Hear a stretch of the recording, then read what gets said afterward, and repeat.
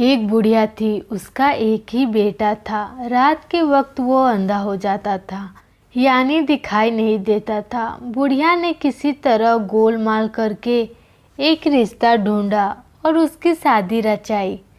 लड़की सुंदर थी, उसके मायके वाले भी अच्छे लोग थे, मगर बुढ़िया इतनी चतुर थी कि बहू या उसके परिवार वालों के आगे उसने यह रहस्य बनाकर रखा कि लड़का रात के समय अंधा हो जाता है, यानी उसको दिखाई नहीं देता। मगर यह सब कब तक छिप सकता था। शादी के बाद पहला त्योहार दिवाली आया। परंपरा के अनुसार लड़की के घर से न्योता आया। अब बुढ़िया को चिंता हुई, जाना तो था ही। उसने बेटे को सावधान करते हुए कहा, तुम बहुत सावधान रहना, रात को तुम्हें कुछ भी दिखाई नहीं देता। और यह बात बहू के घर वाले नहीं जानते। तुम ऐसा करना कि रात को बाहर नहीं निकलना, कहीं इधर उधर नहीं घूमना, दिन रहे तभी यात्रा करना। और दूसरी बात यह कि वहाँ से एक ही दिन में लौट कर आना। अपनी माँ के कहे अनुसार वह दिन रहते ससुराल पहुँचने के लिए बहुत तेजी से चल पड़ा, मगर कितना भी कोशिश करने पर भी अंधेरा होने से पहले वह वहाँ नहीं पहुँच सका। उसकी नज़र धुंधली हो गई। माँ की चेतावनी याद कर वह एक जगह बैठ गया। उसके साथ किस्मत का खेल था। वह अनजाने में अपने ससुराल के सामने के कूड़े के ढेर पर बैठ गया। वह वहाँ बैठा और उसकी सासू माँ कूड़ा फेंकने आई। अंधेरा था, इसलिए उसने दामाद को नहीं देखा। उसने कूड़ा उसके सिर पर फेंका। दामाद बेचैन होकर उठा तो सासू ने उसे पहचाना कि यह और कोई नहीं बल्कि मेरा दामाद है। जो होना था वो हो चुका, अब उसे पछताना ही था। उसने बहुत मंसूबे बना रखे थे। दामाद पहली बार घर आ रहा था तो उसकी बहुत अच्छी आवभगत करेगी, धूमधाम से त्योहार बनाएगी, रिश्तेदार और पड़ोसियों के आगे उसका सत्कार करेगी। अगर छी, यह क्या हो गया। उसको रोना आ गया। शर्म के मारे वह तेजी से घर के अंदर भाग आई। सड़क पर उसका 10 साल का बेटा भैंस को भगाता हुआ घर लौट रहा था। उसको देखते ही उसने कहा, बेटा तुम्हारे जीजा आए हैं। मगर पता नहीं क्यों वे हमारे घर के कूड़े वाले ढेर पर बैठ गए हैं। मैं उन्हें वहाँ बैठे देख नहीं पाई। उनके ऊपर कूड़ा फेंक दिया। उन्हें मुझ पर गुस्सा आया होगा। तुम्हें वे बहुत चाहते हैं, तुम भी बहुत चाहते हो ना, उन्हें घर के अंदर बुला लाओ। लड़का जीजा जी पुकारते हुए उसकी तरफ भागा। जमाई के पास जाकर कहा, जीजा जी आइए ना घर के अंदर, यहाँ पर क्यों बैठे हैं। रात का अंधा होने के बावजूद जमाई बहुत ही होशियार था। उसने जवाब दिया, मैं यहाँ कूड़े पर इसलिए बैठा हूँ कि जानूँ तो कि इसमें कितनी गाढ़ी खाद निकलेगी। फिर मानो प्रेम से किशोर बालक ने कंधे पर हाथ रखकर वो आगे बढ़ा। भैंस ने उसे घूर कर देखा। उसे धक्का मारने आई तो तेज आवाज़ सुनकर उसने थोड़ा सा पीछे हटकर पूछा, यह क्या है। लड़के ने जवाब दिया, ये हमारी भैंस है, मैं उसे चराने ले गया था। उसको तो अपना दोष छिपाना था। कहा, ओह यह भैंस बहुत बड़ी है। फिर भी वो भैंस की पूंछ पकड़कर आगे बढ़ा।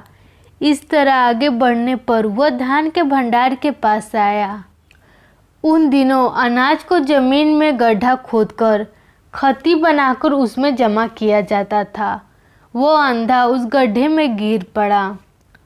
लड़के ने घबराकर पूछा, हाय जीजा जी क्या हो गया, क्या आपको ढंग से दिखाई नहीं देता। जवाब में दामाद ने कहा, ऐसी कोई बात नहीं है, मैं सिर्फ यह जानना चाहता था कि यह अनाज का भंडार कितना गहरा है। मैं भी इसी तरह का अनाज जमा करने वाला एक भंडार खुदवाने वाला हूँ। कोई बात नहीं, तुम अब मुझे हाथ का सहारा दो, मैं ऊपर आता हूँ। यह कहकर इस बार भी अपने प्राकृतिक दोष को उसने छिपा लिया। दीवार का सहारा लेकर वो आगे बढ़ा। लड़के ने फिर पूछा, जीजा जी आप दीवार का सहारा लेकर आगे बढ़ रहे हैं, क्या आपकी नज़र ठीक नहीं है? जवाब में उसने कहा, छी तुम क्या कह रहे हो, मैं तो सिर्फ तुम्हारे घर की दीवार की लंबाई नाप रहा हूँ। घर के दरवाजे पर एक मेढ़ा खड़ा था, वह उससे टकराकर गिर पड़ा। जब मेढ़े ने अपने सींगों से उसे भोंका, लड़के ने मेढ़े को एक चांटा दिया और जीजा को सहारा देकर उठाया। फिर पूछा, जीजा जी आपने मेढ़े को क्यों नहीं देखा? जीजा बोला, नहीं नहीं तुम समझो मेरी बात। उसका आकार देखकर मुझे उससे टकराने का मन हुआ, मगर देखो मुझे तो उसने भोंक दिया। अंधेरा गहरा हुआ, रात हुई, सब लोग खाना खाने बैठ गए। सामने पटिये पर थाली रखी थी। त्योहार के अवसर का बढ़िया भोजन था, तो सासू जी स्वयं परोसने आ गई। विशिष्ट संदर्भ पर महिलाएं खूब सज धज कर काम करती हैं। सासू जी नूपुर और चूड़ियाँ पहनकर परोस रही थी। चूड़ियों की खनखनाहट से जमाई साहब ने समझा कि मेढ़ा दोबारा आ गया। वह डर गया। घबराहट में आवाज़ सुनकर उस तरफ अपनी प्लेट उठाकर फेंकी। वह प्लेट सास के पाँवों पर लगी।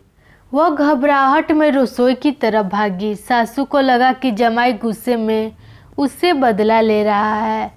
एक तो यह कि उसके सिर पर कूड़ा डाल दिया था और दूसरी वजह यह कि बेटी को परोसने भेजा था, फिर बेटी ने खुद उसे खाना परोसा।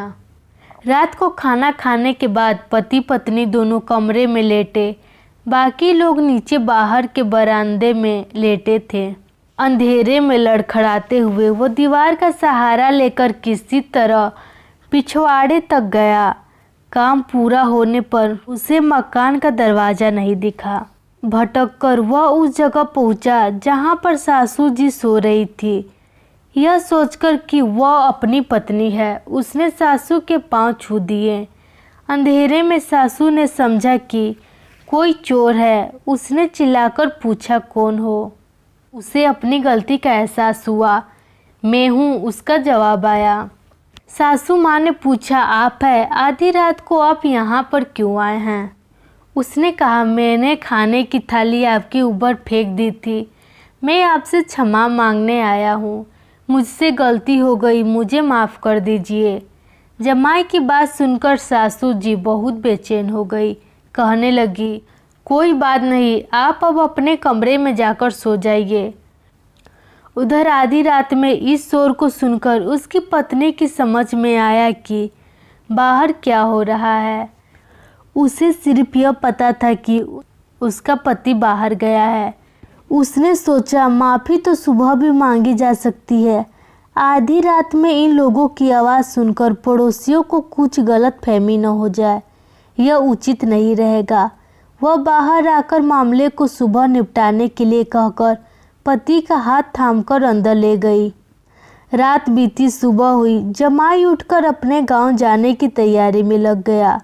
कहने लगा, मैं बहुत व्यस्त हूँ, बहुत काम है, मुझे जाने दो। इस तरह अपनी बीवी को मनाकर सास ससुर से कहकर अपने घर के लिए निकल पड़ा। किसी को भी पता नहीं चला कि वह रात का अंधा है।